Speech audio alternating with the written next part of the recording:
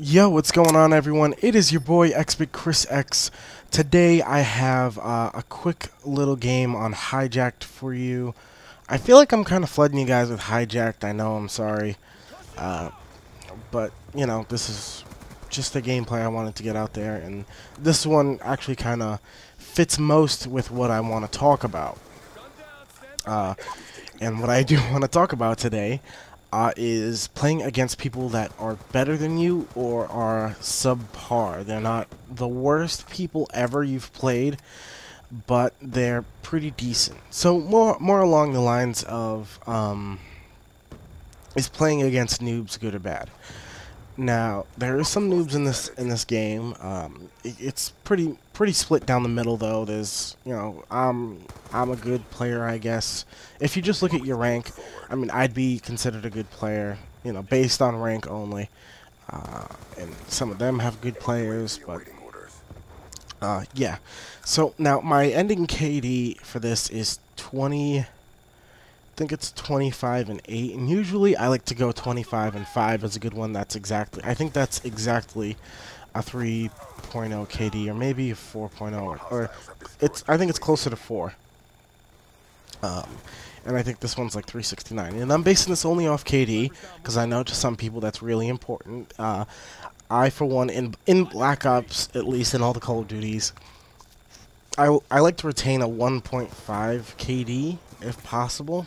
Right now I'm kind of low because I've been using a whole shitload of guns trying to get different gameplay for you guys and using high kill streaks and all that shit.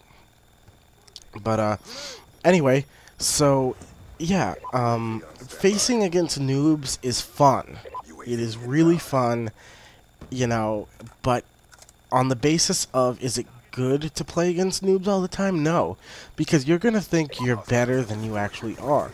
And it's alright, if you're playing against the noobs constantly, you're never gonna have a challenge against you. These guys were challenging to me. Now, to some of you guys, they're probably like, oh, alright, maybe I made a few stupid moves in this gameplay, but nonetheless, they were still pretty good. They didn't fall for all my cheap little tactics. I couldn't, spawn rape them as well as other games, and so, it was good to have a challenge, and that's what I want to tell to you guys, is that if you're in a game where, your team is being dominated, just stay in there, Stay in there and try to get as many kills as you possibly can without dying, and, maybe you could turn a game around for your team. I mean, it's happened to me before, and it hasn't happened recently, but I'm sure it will, and I'll upload it for you guys, for you guys to see. I don't even have to throw a commentary on it. I'll just show it to you guys that, if you're losing horribly, you could make a really good comeback. If your team plays smart and has communications, or even if you just join a random game and you're, solo no party, then, you could probably do it, You just gotta get out there and try. And shout out to my teammate there. He saved the shit out of me. Like, I was so dead. But, yeah, he saved me.